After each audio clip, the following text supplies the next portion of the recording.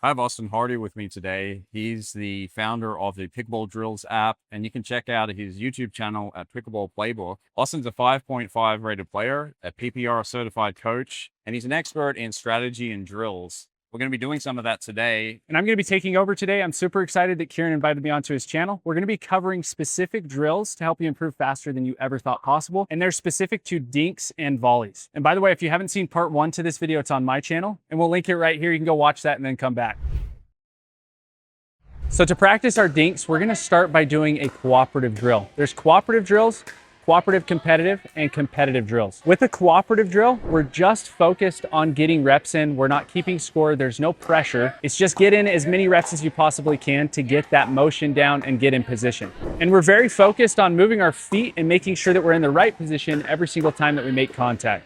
So what we're going to be doing for this drill, I hit 2 forehands, he hits 2 forehands, then he hits 2 backhands and I hit 2 backhands. So 1, 1, 2, 2. 1, 1, 2, 2. And if I or my opponent slightly mishit, we're moving to wherever that ball is to get it on that exact side. So if we're supposed to hit a forehand, we're doing everything we can to hit a forehand. That movement's going to be really beneficial. And there are hundreds of different drills that you can do that are cooperative. The problem is some players only do cooperative drills. You have to have a good combination of high pressure drills so that you can perform while you're out on the court in a tournament when it actually matters. The only way to do that is to attack that central nervous system with cooperative competitive and then competitive drills as well. This is the cooperative competitive drill. So the way that it works, we play on one half of the court and we have to hit 20 as a team in a row. If at any time we miss, we go down by 20. And the goal is to get to positive 20 before we get to negative 20. Now, if you want to make this easier or harder, you can by just changing that number on how much you go negative based off of if you miss. So to make it easier, it'd be like you go down 5, but we're going down 20 to challenge ourselves. So 1, 2, 5, 6. We're really focused on moving.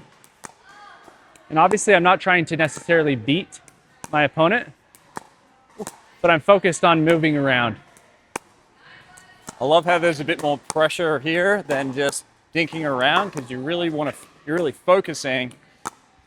You don't go. So let's say we miss. Now we'd go negative 20 from wherever we were. So if we're at positive 15, now we're at negative 5. We just don't want to get to negative 20. And so this, applies that pressure on us and helps us to focus on movement. I love how there's pressure on the situation. So we're not just dinking around, we're focusing.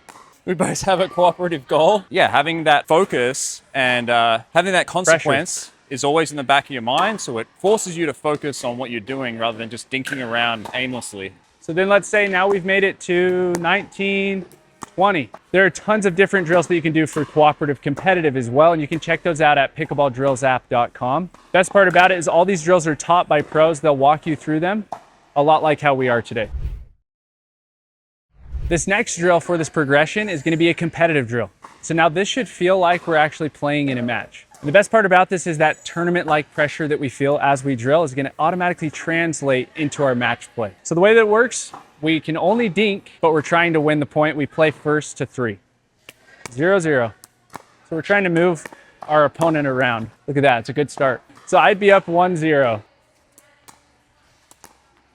And what's really fun is it's difficult to finish a point. Yes. And so it really helps you to lock in and you get focused and then the pressure builds as you're going to. The only offense is working you in hopes that you make a mistake. So if I have to try to get you to move because I can't just dink it back to you normally. And a great benefit to this drill is this is a progression too. So then you could go to where it's fully live at the kitchen line. You can speed up. You can hit volleys, you can hit putaways, you can hit lobs as another progression of this. But 1, 1.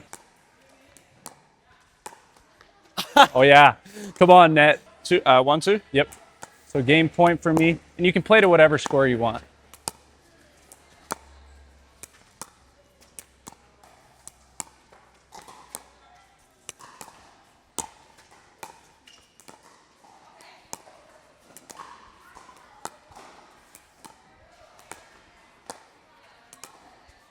Oh, I missed it. Did I miss? 2, 2. I also missed that one, but I feel like it was close. 2, 2. Game point for both. Sudden death.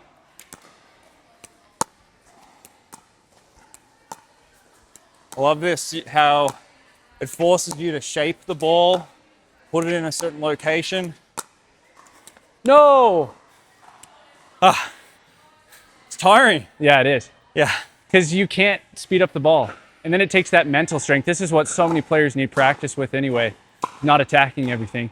Yeah. Moving their opponents around and working strategically. I think it's a great drill for, especially if you're rushing too much up the kitchen line and you're trying to speed up too early. It forces you to have patience and just work the ball, set up for the right opportunity. Okay, so the first cooperative drill for volleys is going to be Bosnian volleys. The way that it works is we're both moving together along the kitchen line as we're hitting volleys. The ball can bounce. There's no pressure in this drill. You're just focused on getting good contact, moving your feet, and trying to get as many as you can in a row. But again, if you miss, you just start wherever you left off. Okay. You'll be backhands all the way across and then forehands all the way. That's easy. Okay. So main focus here is keeping an open body. You want to keep your feet open towards where you're going. So now he'd be forehands and now I'm backhand. And notice how we're not sideways hitting these balls, right? Like so many players like to do. But since he misses, it doesn't mean anything. All that we're focused on is good contact and warming this up. So we just continue where we left off and we're staying open, which is hard to get trained. But the reason that you want to stay open is because if you close in an actual match, meaning I close my body towards my opponents, it's going to take me longer to not only get back to open, but then to recover. Whereas if I'm already open, I can instantly recover. And you need fast hands in pickleball since you're so close to where your opponents are. Also, if you're closed, you don't have options. So if I'm closed off with my stance here, that makes that cross-court ball really difficult to hit. If I'm open, I can go cross, I can go middle, and I can go inside out down the line.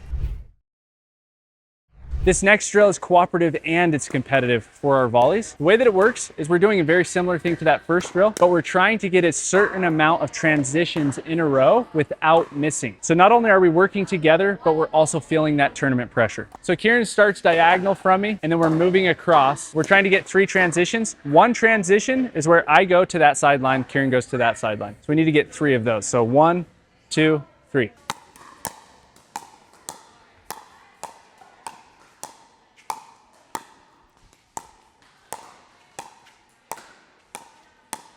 Since we missed that ball, we start back where we started. We're trying to get 3. We're going to do it starting from this side and then try to get another 3 starting from the other side. I got another ball. I can't get past this second one.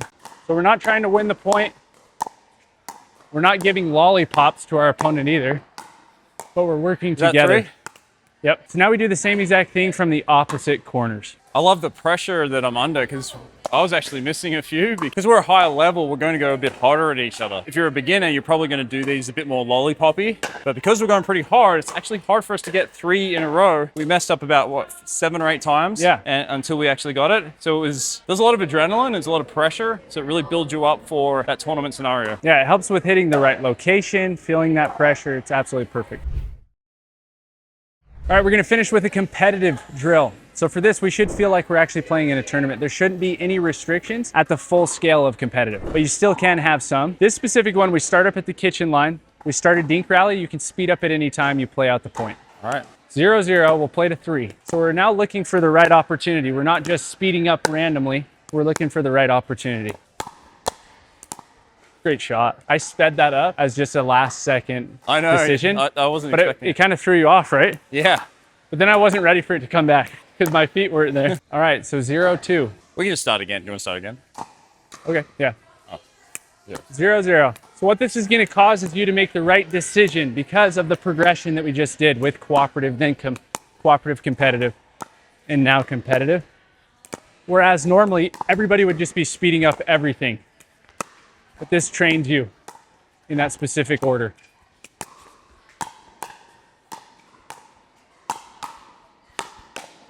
Nice. Okay, so 0-1, we're playing to 3.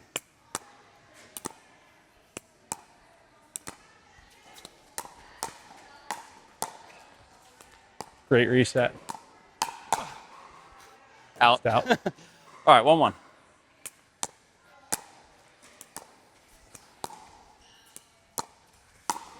That's your bread and butter right there. Yeah. 1-2.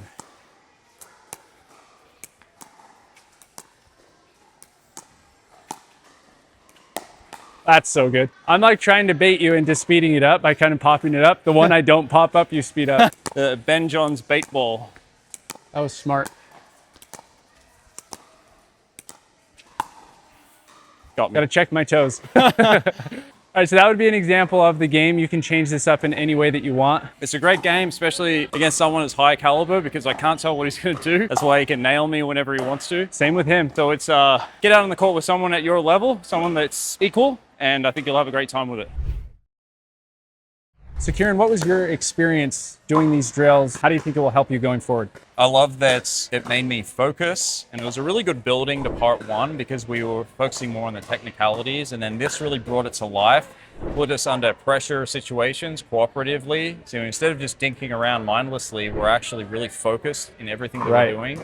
And especially the volleys at the end were really great for me because they placed me under a lot of pressure. I just think it was a really good warm-up scenario for a tournament. They're exactly the types of drills you want to be doing so that you're not just drilling with no stakes, with nothing on the line, but you're putting yourself under pressure so that you're going to seg into the competitive environment much more smoothly. That's exactly what it's about. It's the progression of going from cooperative to cooperative competitive to then competitive. A lot of people will skip one of these steps and then it doesn't end up helping them either in a tournament or it doesn't help them with their consistency that they need. So it's all done in progression. And this is something that's actually helped me to win tournaments and get to the 5.5 level. If you're interested in the fundamentals of the topspin forehand, check out this video here. I go into the technicalities, how to use the ground, how to rotate well, and I'll see you over there.